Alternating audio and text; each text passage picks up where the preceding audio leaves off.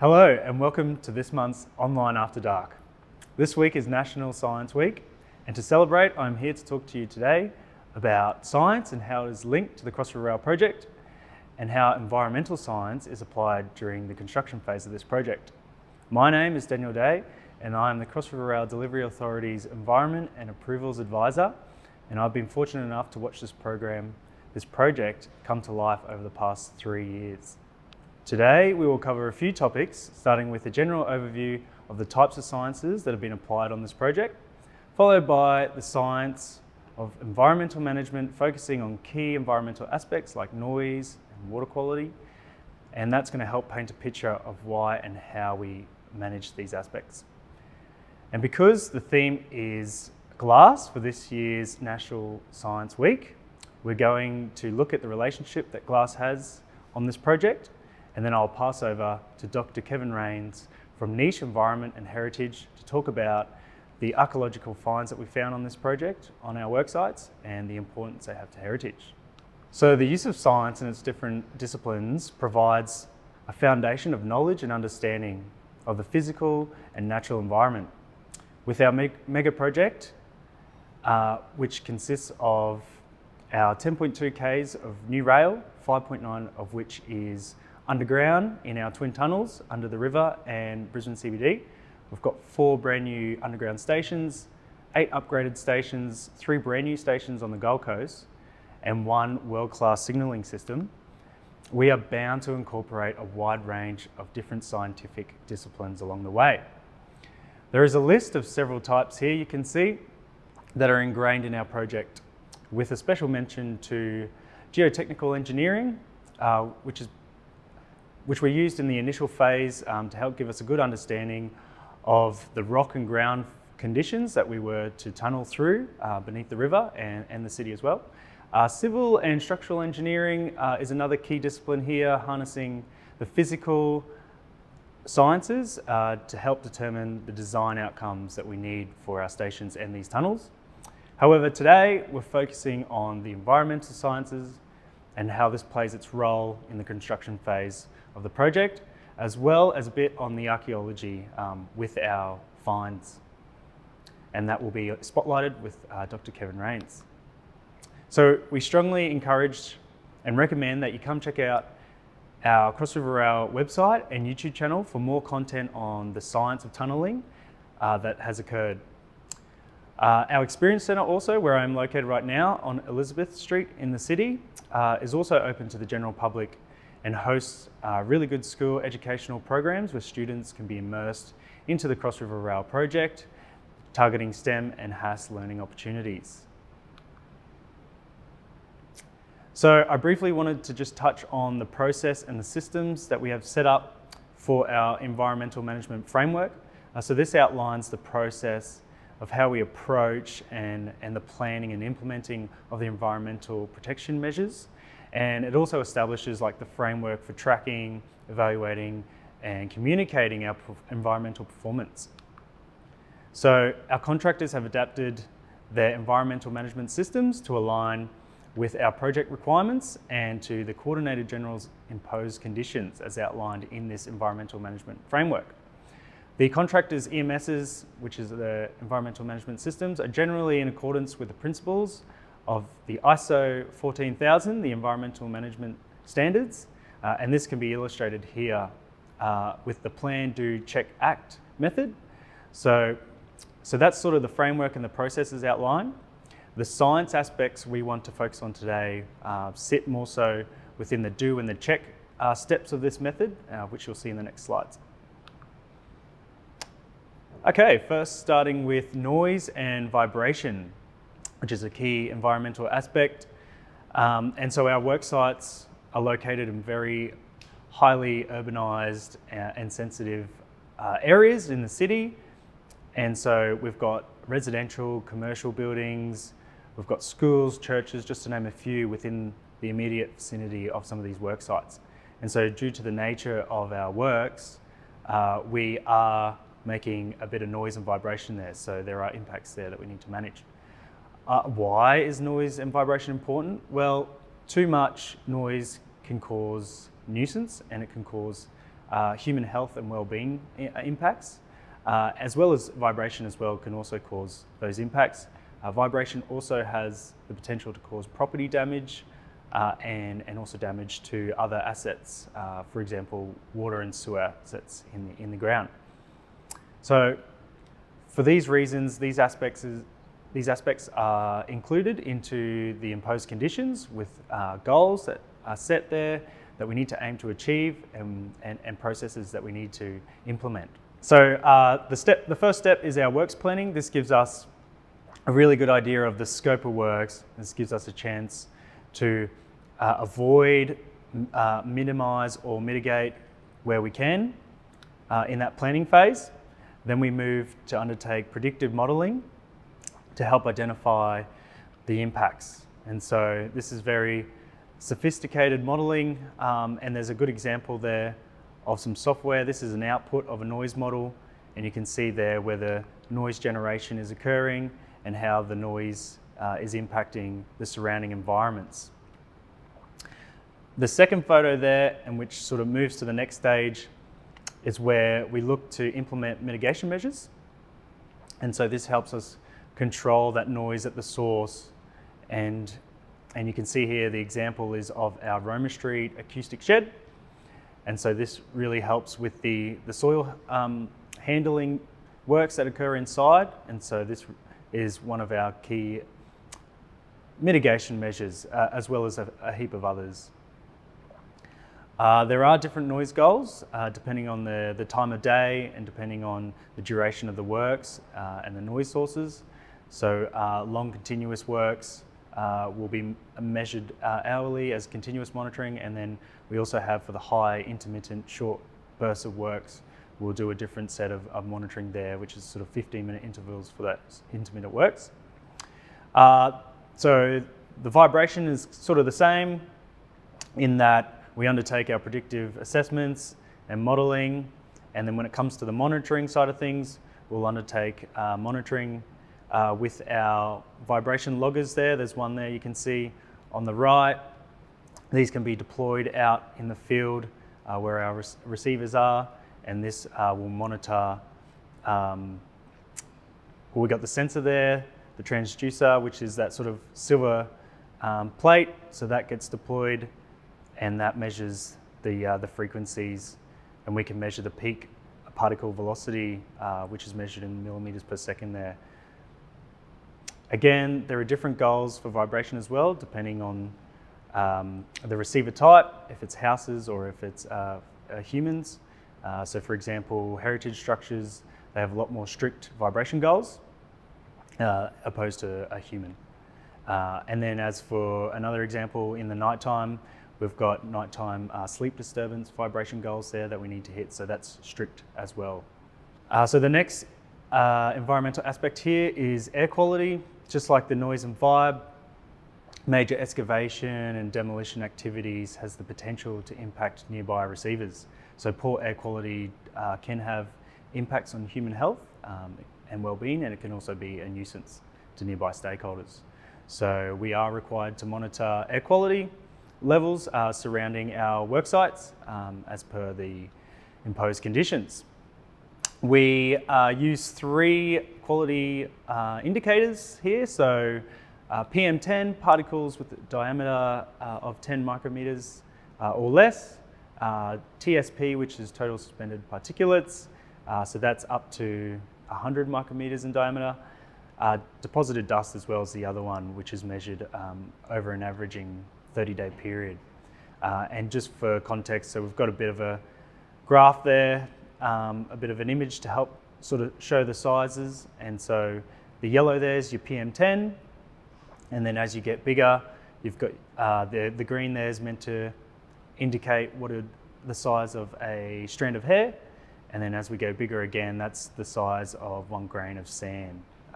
The PM 2.5 in the white there, that also gets measured actually on site through the health and safety regs there. So we turn into the steps again as far as the works planning, which I mentioned for noise and vibe. So this is in that planning phase to try and avoid or minimize or reduce where we can, any impacts, followed by the predictive assessments to help predict that level of potential impact on the surrounding environments and nearby receivers.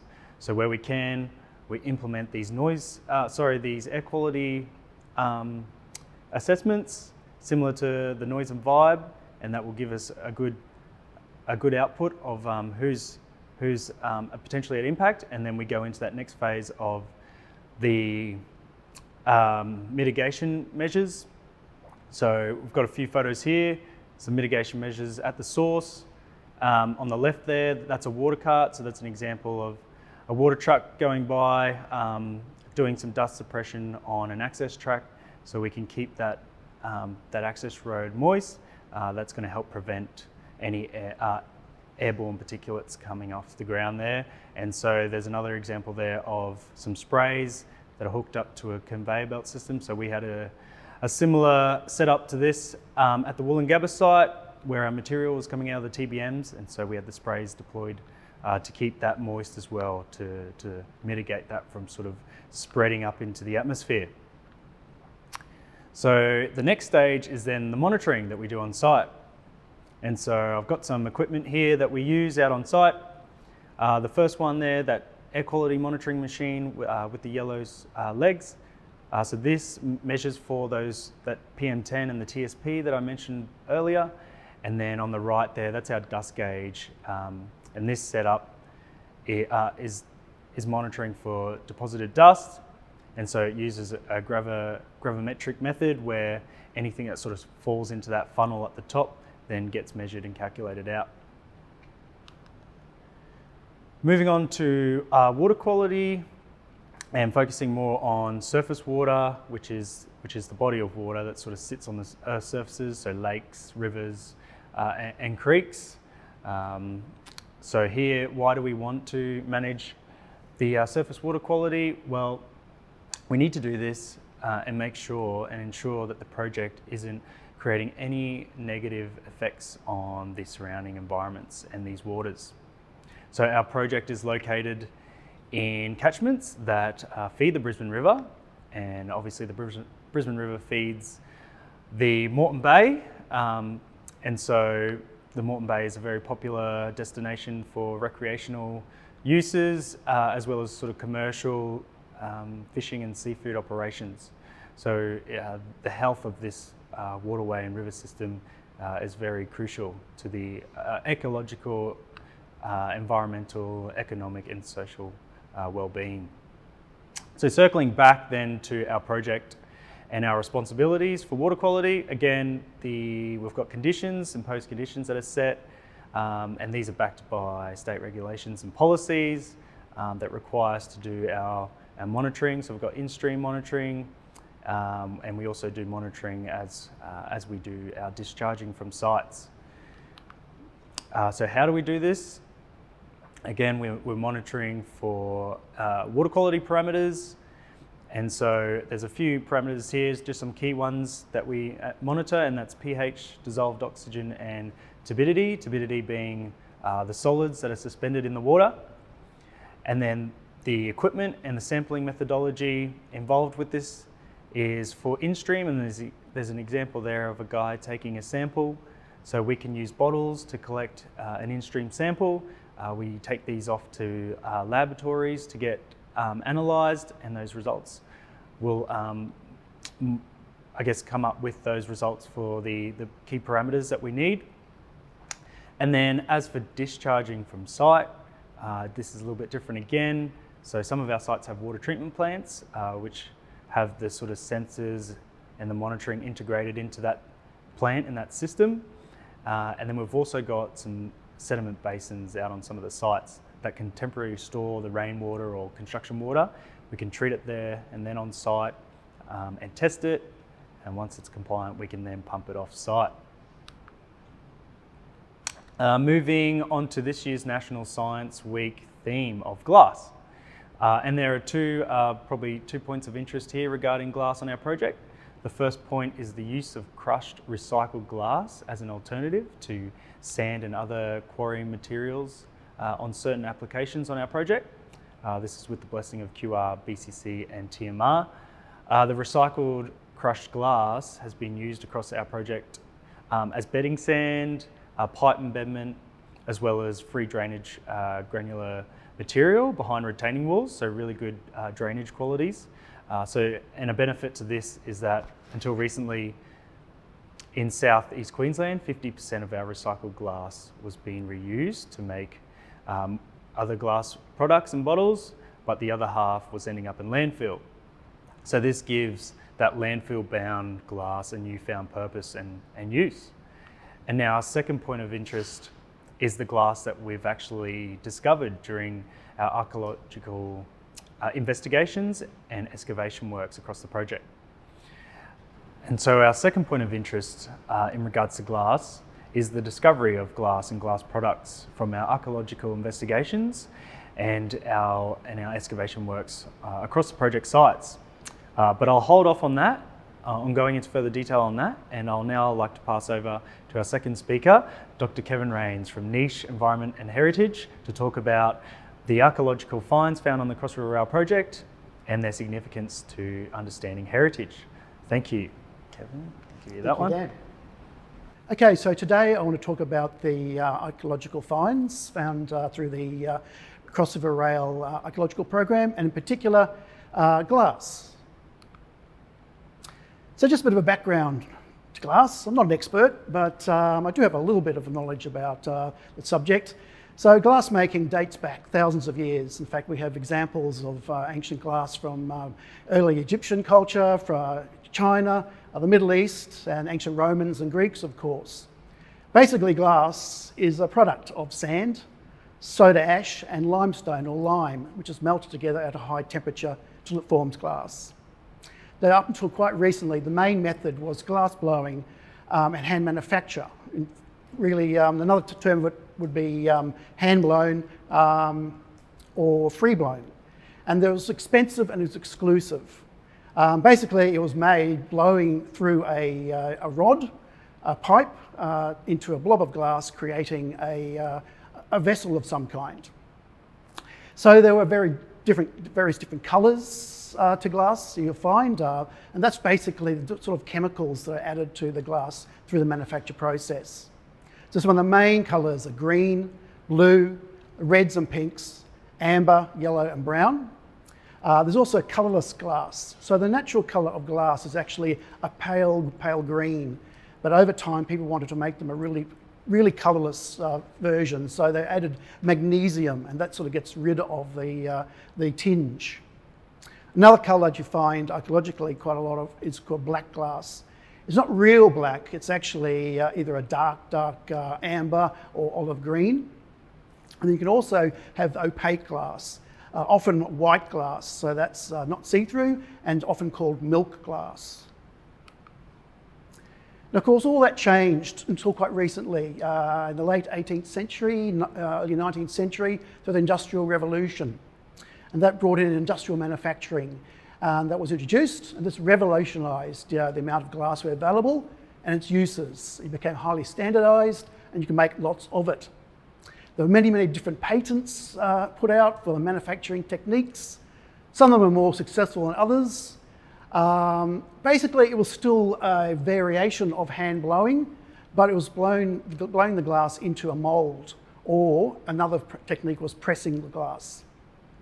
And by the early 20th century, most production had become fully mechanised, so that took away all of the hand blowing element of it. There were also many different designs for sealing bottles as well, and there were many patents issued as well. Now, because of that evolution of technology over the 19th century, we can actually date many bottles from the type of technology used. And just a little photograph here, a little illustration of some of the moulds. The most common mould was a three-piece mould. That was seemed to be the most prevalent during the 19th century. Now, believe it or not, there are some technical terms about bottles. And this is an example of an early beer bottle. We still have the shape today. Today we associate it more with champagne, but in the 19th century it was really more common for beer. And these are the main parts of the bottle, as you can see in the photograph here. So up the top was the finish, and this particular type was called a ring seal, because it had like a ring around the top for the foil and for the twine. Then below that there's the neck, there's the shoulder, then the main part of the bottle is called the body, and then the bottom, of course, is the base, and with a kick, and this is like the indentation underneath. You still see that a lot in champagne bottles, sorry. But back then it was more of a design feature to help the bottles become stronger and not break so easily.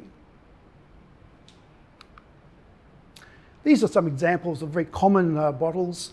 Aerated water, or otherwise soft drink bottles. Now, carbonated water and carbonated soft drinks became invented in the 19th century. And these are the three most prevalent shapes that you'll find. The top one up there, top left, is the Hamilton Torpedo. Called a torpedo because obviously look at the shape. It was invented in the 1840s and it was common through to the 1910s. Another common variety of aerated water or soft drink bottle was the cod, the cod's bottle. It was invented by Hiram Cod in 1870 and that was prevalent through to the 1920s. And it had a quite ingenious way of sealing the bottle. It actually had a glass marble inside. And when the bottle was under pressure, the bottle would actually sit right close up to the top. And to open it, you just push the marble in and the marble went down into like a special chamber. Now, many of these bottles are actually, we find today, broken up. And that was because many children actually deliberately smashed these bottles to get the glass marbles out so they can play with them. And the third main soft drink bottle was the Lamont, invented by John Lamont in Glasgow in 1875, and that was prevalent through to the 1910s as well.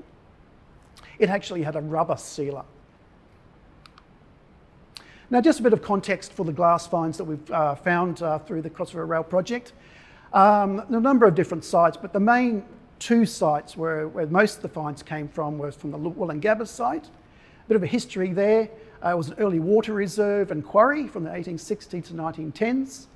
Became a local garbage dump from the 1860s to the 1910s. And then it became the South Brisbane rail yards. Now, most of our finds date to that time when it was the communal dump. And there was also, because it was a swampy area, they also put in a big drain as well. So we did some salvage works here and brought out quite a number of finds, and particularly glassware, as you can see in the top left-hand slide. The second site was really rich in finds, was Albert Street Station. There were actually three particular sites of this. It was part of what was called Old Frogs Hollow, or Lower Albert Street. It developed in the 1880s as a multicultural working class area, and also Brisbane's first Chinatown. And here's a bit of an image of some of the sites here, some of the areas that we excavated from the 1870s to the 1890s. So there was the Gympie Hotel, there was a little Chinese shops called the Nine Holes, there was the Freemasons Hotel, and there also was a saddlery as well. As I said, it became over time early Chinatown as well, where a lot of Chinese businesses were clustered. Now here's us getting into the area. This is Albert Street. We did a range of hand excavated pits, as well as machine excavated pits to get through all the material. In some areas there was up to 1 metre or 2 of fill over the archaeological deposits. This is the garbage deposit we excavated at the Freemasons Hotel site. We found an early kitchen, we believe a kitchen wing, and behind that was a garbage pit with a lot of material in it. Now, archaeologists rarely find whole bottles, even though I did show an earlier photograph of some fairly whole bottles, but in reality most of them are broken up, either at the time or when they were thrown away. So you can see here just a mix of artefacts of both glass and ceramic and also bone as well, mixed in with that garbage dump at the Freemasons Hotel. So what can the Crossriver Rail archaeological glass tell us? All those pieces of fragments of different coloured glass and some whole bottles. What can it tell us about life at early Brisbane? Because the dates range from about the 1850s through to about the early 1910s. So that spans the Victorian period and also into the Edwardian period. So what it can tell us a lot of things about different people and what they're throwing away and what they're consuming. So among the important parts of information we get are the cultural groups that are present in Brisbane at the time. So from the glass, we're finding some interesting pieces relating to the early Chinese community. So some Chinese gaming counters, which are made of glass, and a Chinese medicine bottle that have a herbal medicine inside. It also tells us about the international trade. So of course, Queensland was a colony of Great Britain at that time. Great Britain was a huge industrial powerhouse, manufacturing and exporting a huge amount of goods around the world. And so we are finding quite a lot of our material comes from both Great Britain and from that period, you know, that early Edwardian and also the Victorian time. It tells us about links to various companies in Great Britain, such as the Crown Perfume Company that this little bottle represents. It was for lavender salts for your bath, sweet-smelling salts. It was first developed in 1885 and quickly became a global success. This was found at Woolloongabba. Also found perfume bottles. This is Peace and Lubin, or Luban. Perfumery from London. They were established in 1855 and were operating right through the 1950s. An interesting aside about this particular perfume bottle, identical bottles were found from a shipwreck in Bermuda a few years ago, and they actually had the perfume still in them. The perfume had actually gone rancid, but they were able to do chemical tests and actually get the chemical makeup of that perfume and reproduced it for a short period and was selling it. The bottles also, and the glass also tells much about domestic consumption. Most of it were bottles, jars and vases, but also, I didn't put in this slide, but also a lot of broken window glass. In terms of the bottles and jars and so forth, mostly they are alcohol, aerated water, but also perfume and colognes, but also sauces and chutneys. There were medicines, there were poison bottles, and also art glass. Now that picture of that fancy piece down on the bottom didn't come from the site, I'm afraid. I couldn't find any good photos of some of the materials that we found relating to that art glass, because this is just a representative sample. Most of this material came from Stourbridge in England or from Bohemia as well. These were actually hand blown, not mechanised, not made in moulds, and they were highly decorative and very artistic, and they were generally for the higher end of the market. Other items include ointment jars, Bovril jars, and early Vegemite and Marmite jars, as well as commercial items, so inkwells and bottles. So there's a wide variety of inkwells, most of them are glass. The material also tells us a lot about local stories, because even though I told you that most of the material came from Great Britain, there were also, at that time, quite a number of small manufacturers as well. So Brisbane businesses. So we've got some bottles from people like Owen Gardner and Sons, who were making aerated waters. There was a Bengal chutney outlet in East Brisbane. There was Watkins Chemist Pharmacy in Queen Street, and also the Metro Milk in Brisbane. Well, thank you for joining me tonight. I hope you enjoyed National Science Week. If you want to know more about the very interesting archaeological finds from the Cross River Rail project, please just visit the Experience Centre or log into their website or YouTube account.